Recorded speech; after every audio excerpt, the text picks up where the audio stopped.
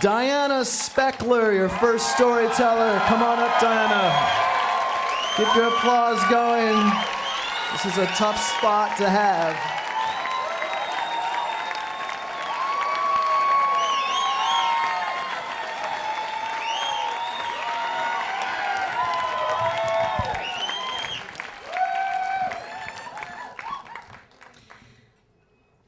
Andrew is a student in the summer writing class I'm teaching who doesn't really stand out. He's just this man writing a novel about aliens involved in a bank heist. But during the last class, he announces that he just signed a contract to star on a reality show called Arranged Marriage. Women all over the world are applying to be his wife. In late February, he'll meet 3 candidates for an hour each and choose one to marry. And then his wedding and the first year of his marriage will be broadcast on CBS. Everyone in class is like, "Why are you doing this?" And Andrew says, "I want to find true love."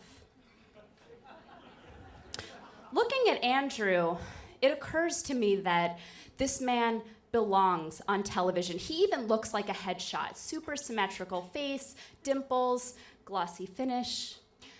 How have I spent all summer not noticing him? Well, now that class is over, we start meeting at night in bars, and all this lust develops between us, like our legs will touch between the bar stools, and it feels like our kneecaps are generating electricity. One night, finally, he kisses me. And by October, I'm in love. I feel like I see a side of Andrew that other people don't get to see. He's vulnerable. Like when he feels embarrassed, his ears turn pink. And when he feels insecure, he shadow boxes. I just love him.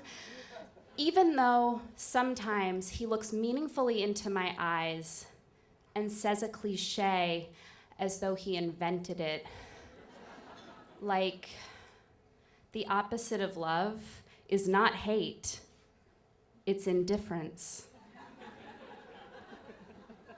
Well, because reality TV has become a big part of my life, I start watching old episodes of The Bachelor, and I find one season finale particularly enlightening. The Bachelor proposes, the girl says, "Hang on a sec," then she turns away and does a victory dance. And I'm like, that's it.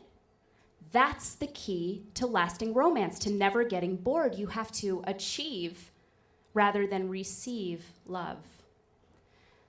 Well, that fall, Andrew and I stay up nights talking, drinking, cooking, and everything's great. Everything's perfect, except the CBS people keep calling. And I listen to Andrew describe for them his perfect woman, who doesn't sound much like me. She sounds like a porn star,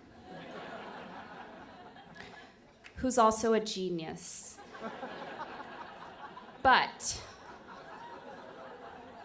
I have an advantage over all the wife applicants. I know Andrew. I'm his girlfriend. All I have to do is keep making him happy until he tells CBS that he's sorry, but he's found true love in real life. So I start doing Andrew's laundry, making him lasagna, editing his alien novel. But I worry that if I act too much like his wife, he'll want someone else because, to quote Andrew, "The grass is always greener on the other side of the fence."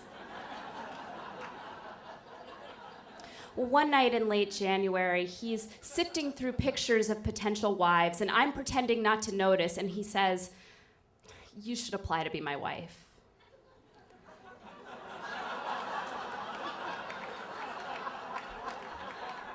And I say, "Really?" And he says, "No." And I say, "Good, because I wouldn't have anyway." And he stands, puts his hands on my shoulders, and says, "I hate it that I'm hurting you." And I say, "Then stop hurting me." And he just hugs me and doesn't answer. But a couple weeks later, it's the day before Valentine's Day, and he says, I'm taking you to dinner. I know he doesn't want to take me out on Valentine's Day because Valentine's Day is a Hallmark holiday. He thought of that himself. And I think, finally, tonight he'll tell me, I choose you.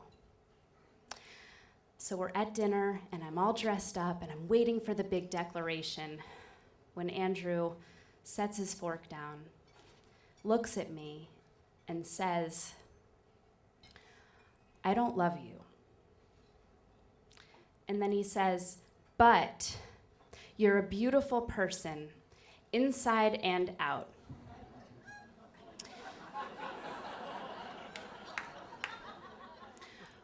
Well, I don't know if you've ever lost your boyfriend to a woman he's never met. But it's kind of like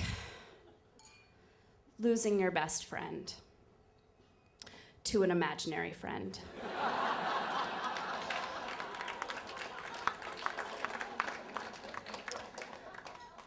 But some months later, when you get perspective, it's kind of like you didn't lose anything. It's kind of like you won. Thank you.